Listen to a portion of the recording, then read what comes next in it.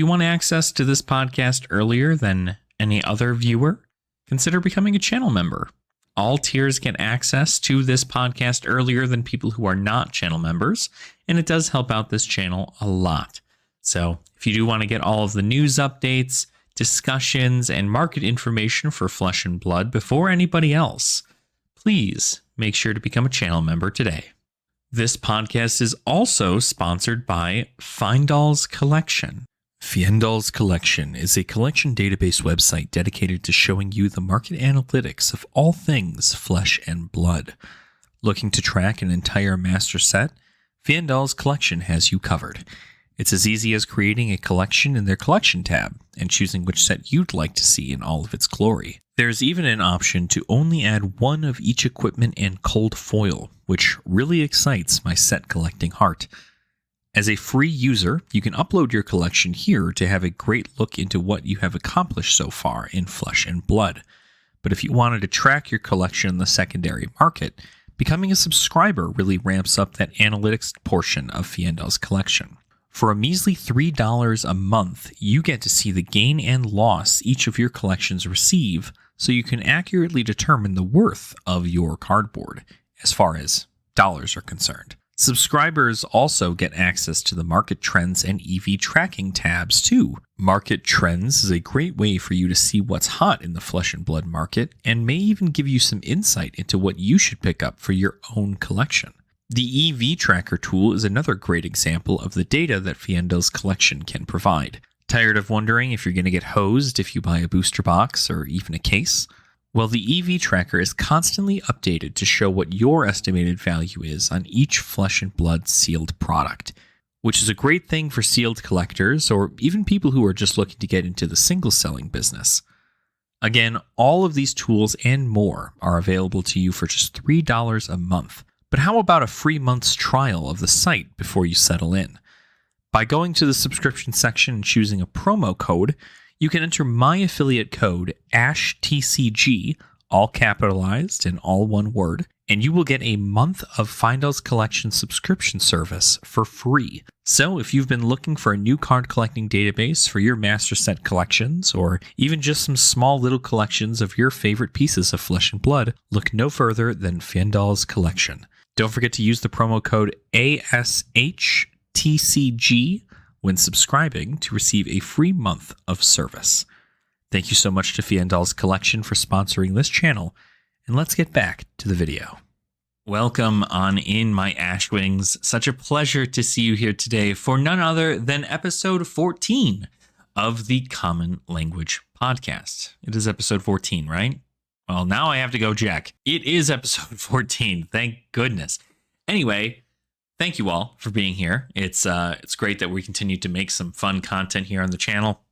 And for you channel members who are watching this a week earlier than everybody else, I hope this is a great little gift, able to give you a little bit of something to play around with, and then that way you can continue to enjoy the content and just thanks for being here. I appreciate it. But anyway, today's topic we're going to talk about today is something that's really, something that's happening in my day-to-day that I think is important to at least talk about as a player in the Flesh and Blood space. And that is the competitive spirit. And the reason I bring this up is because I have a fire fueled under me. And I think this is just egotistically fueled at this very moment, but I genuinely would like to just overall have that consistent win rate, I guess, in my events. So I'm go over not going to go over specific matches or anything, but overall, with at least within this past week of when I'm recording this, I won my armory at my locals earlier Monday, literally last week Monday, and then I'd gotten second place at my armory yesterday that I went to as well. So this is pretty good for me because obviously I have, I've always wanted to kind of be good enough to at least place. I'm always kind of if I can make top 8, that's awesome. But top 8 and an armory is just you showed up, right? So being able to at least get a decent amount of prize support or at least be a fairly competitive individual, I think that being able to have that under your belt, being able to see these wins underneath your belt, is something that helps drive players to continue to be better, right? Continue to learn these matches. And so we see this a lot at different armories, and people, when they get their first win, why did they win? How did they win? Like, did they learn about the matchup? Are they a little bit more understanding into where they're going against and how their deck performs? So it's very cool to see. But I think I'm not on a winning streak by any means. I think I went 1 week, 2 weeks ago, 3 weeks ago. 3 weeks ago, I won my armory on Vincent. Then the next week, I went like 2-1 in most cases on Vincent. Then this last week, previously on Monday, I went and I won on new at my armory. Went 3-0 on new, undefeated. Then just yesterday, I went 3-1 on new. So I'm kind of killing it, right? And at least I think I'm killing it. All of my opponents being very, very good players. The Colorado scene is really, really, really, really good. And it's hard pressed for me to find an opponent that I'm just like, yeah, you just don't know what you're doing. Like, you might not quite get it. Even the people who don't seem to know what they're doing are doing it. They're doing great. And so it is incredibly rewarding to get as far as you can in a Colorado meta because of how powerful the players are and how just like tuned everybody is to being in a competitive level. So this episode is really just kind of going to talk about the competitive spirit of Flesh and Blood in general, and how I think it's a great benefit for everybody, right? I understand that not everybody is competitive, and I know that casual players exist. I am pretty casual as a player. I'm not a hardcore person who has to go to every calling and every battle hardened. I have to go to every pro quest that I possibly can within a week. Like, I'm not that person. I don't have that kind of time. I have a day job. I have a social life. I have things I have to do. But when it comes to Flesh and Blood, I try to get in as much as I can. And so the armories are certainly helpful. And so even with several armory wins under my belt, I'm very, very happy about it, because it means that I just get to go ahead and go, hey, this is me, right? Like, I've got armory wins. I can show I've got armory wins. I've got the XP that I earned from armories. And now with gem packs eventually coming out, this is going to be just another fantastic thing to bring to the table. But, being competitive doesn't just stop at armories.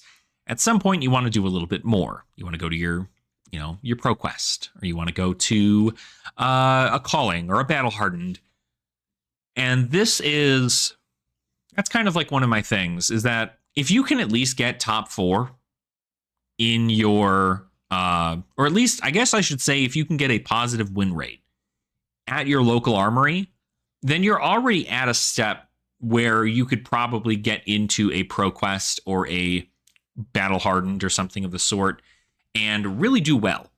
Simply because while your record, it's 2-1, and those 2 wins could have been against new players, the important part is that you won and you knew what lines you were needing to play. Barring any kind of other issue that occurs, like, you won the match. And so because you did, you moved on and you got a higher spot. I definitely think that it is a great thing to hold pride in when you have won your matches, and it's a great thing to strive for also.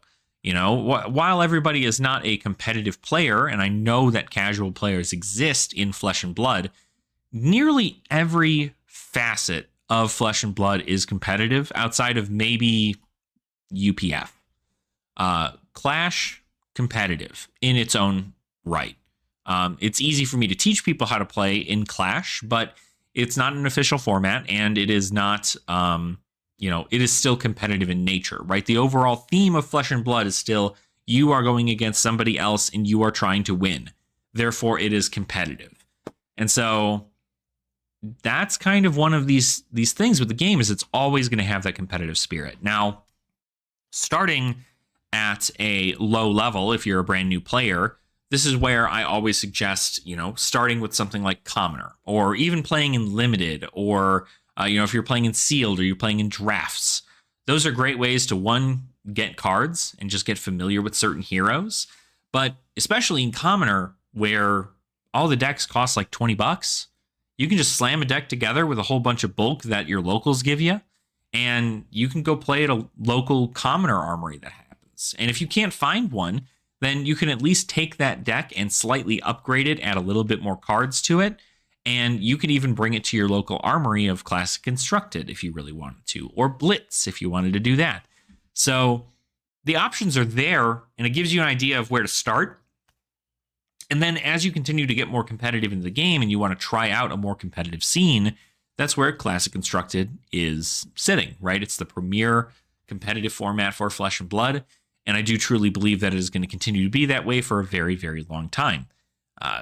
Classic Constructed is just an absolute battleground. I mean, the amount of things I've learned in this game simply by playing a few Classic Constructed matches is out of this world. And being able to see these changes happen on a regular basis, like being able to see them personally while I'm going to these armories and seeing these things occur, that is where I am just so excited to see my growth as a player. And more importantly, I can bring that growth to you, right? My community. You guys can get that kind of concept and see like where things can change, how I feel the meta is, how these things are occurring. And so that's what I like to continue to bring. And this is where like I like the competitive spirit. I'm still here for the casual players as always, and I'll still be covering stuff like Commoner content. But really, at the end of the day, I like Classic Constructed, and I like going to my armories. If my armories happen to end up being Commoner one day, I'm going to go play Commoner. But it's really just like being able to be at my armories is something that's really, really near and dear to my heart. And I hope that everybody else who plays Flesh and Blood is able to have that experience. So really what it comes down to is, do I want to continue diving deeper down the rabbit hole of competitive play, or do I just kind of stop at armories? And if I'm going to be honest, in reality, armories, ProQuests and RTNs, and then local events like local callings, local battle hardened, stuff like that, those are probably the only things I can attend on like a yes, I will absolutely be there basis. Because when it comes to traveling with being competitive, it is very difficult. It's very, very difficult to do all the traveling required to be a professional player in multiple scenes. I know a lot of people from the States are flying over to Singapore and Malaysia and Japan and Europe, and they're going everywhere, all over the place, and they're going to these battle hardens, they're going to these callings to represent and to play in and try and get some cash prizing. And I can barely afford a plane ticket. So I'm not going to be able to go to many of these big events. Now, of course, as I save up, there might be like some events that will be worthwhile going. For instance, I know that the World Championship is due to be here in the United States for the year of 2025. And I would like to at least save up enough to be able to go to that when that occurs. But I also know that as somebody with a social life, I have to figure out, can I bring my girlfriend with me? For one, does she want to go? Do I get a plane ticket, or do I drive? How far away is it going to be? Is it going to be on the East Coast, West Coast? Is it going to be in the Midwest? Who's to say? We have no idea. And so there's a lot of planning coming around, and especially we don't know a whole lot of, we know like January and February and like a little bit of March, I think, of what's coming up in the organized play scene for Flesh and Blood for 2025. And I know that I still want to be able to do ProQuest stuff. ProQuest stuff obviously being pretty local. It's pretty much just a more high stakes armory, effectively. And I'm excited to go do those, right? I'm excited to do those and do like the road to nationals and stuff like that. But, in comes the problem again with travel, right? This is ProQuest London, or Pro Tour London, right? ProQuest London, which means that the Pro Tour happens in London. That's when the Pro Tour is happening. So if I happen to even win a ProQuest can I go to London? And the answer is probably not. I probably don't have enough time off, and I probably don't have enough money saved up to be able to go ahead and just take a casual flight outside of the country for the first time ever by myself to go play cardboard in a different country. So at that point, I just kind of have to, take it as I do and figure that whole thing out there. But regardless, even if there's a pro tour that's locally, a plane ticket's a lot of money, and being able to get the time off from work is a lot. But I still like to be competitive, and even at an armory level. With the introduction of gem packs is going to be really cool, and I'm curious how these gem packs are going to be distributed at my locals. But really, even still, I just like playing to play and have fun, and then I get to come here and I get to yap about it on the internet to all of you because that's what I like. I like the competitive nature of the game. Those games that end up going 1-1 and being very, very close, and certain pinpoint decisions that happened 3 turns ago could have been a game changer for this entire game. So I do think that there's a lot of value to it, but it's all about what you want to do, right? It's fine if you just want to stay at armories. It's fine if you just want to stay at home and play Talishar. It's fine if you want to go ahead and just figure out some other stuff. I genuinely know that the competitive spirit it's easy to get in Flesh and Blood. It's very easy to win an armory and go, oh man, I guess I am a good player. But I know I've always been a very competitive player at heart, and I like winning. I like getting prizes and stuff like that. I have a local LGS that gives out store credit based on your placing in the event. And I feel like with my performance that has happened over this past, 2 weeks, I feel like I'm at least in a pretty good spot where I can understand the hero a lot more. But on top of that, having the creative outlet to also make content for everybody here is going to help with my training in the game, because I get to go ahead and pop on Talishar and play a couple games and record them and then talk over them, kind of see where I made a mistake, where I could have changed things, be able to give some ideas in regards to certain cards that I'd like to play over others, do a lot of testing into certain metas, and I think that's going to help. I think being able to record your games, look over them later and say, hey, where did I make a mistake? Like, did I make a mistake here? Could I have done something different? And I feel like being able to self-analyze your own games is really helpful. This is another reason why I want to start bringing a camera to my LGS, is so I can simply just go, hey, tripod camera, record my game, right? And I can just record the game and look it back over, make some content about it here, and just be like, hey, this is what I thought I was going to do. This is how I thought this worked. It didn't end up working out this way. And this is what I would change for the next time coming around, kind of deal. So I'm very, very excited to continue piloting myself into the competitive world of Flesh and Blood. And I'm going to make a pretty bold statement that I don't have full confidence in yet, but I would like to at least top 8 something that is at a higher level than an armory.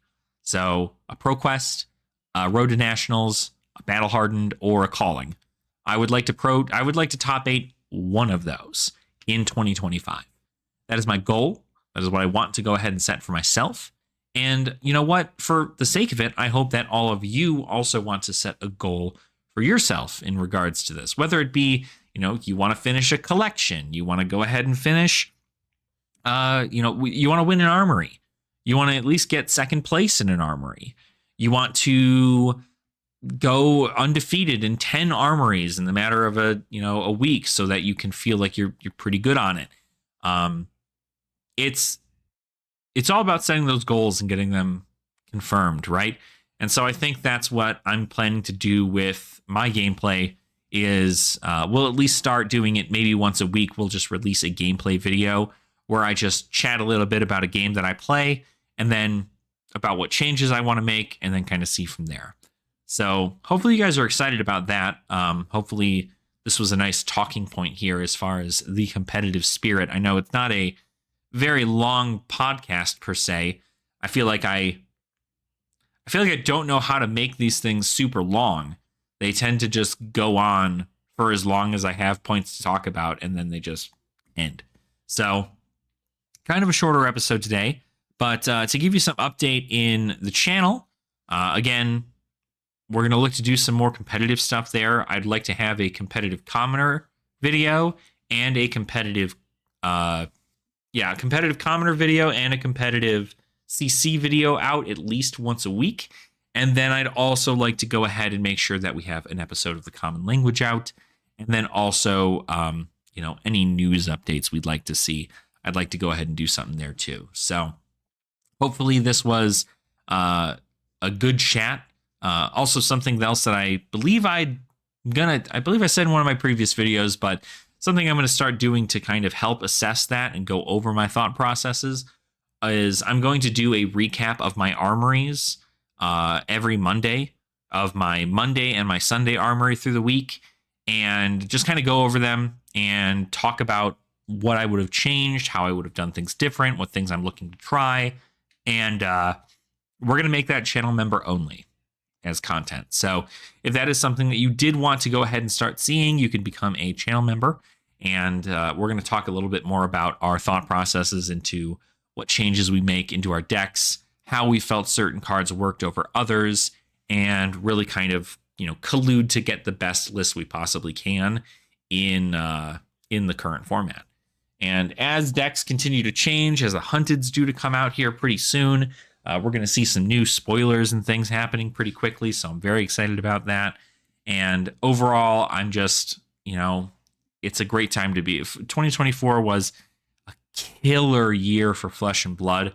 And with the addition of Armory decks, we're seeing more and more new people enter the fray on a regular basis.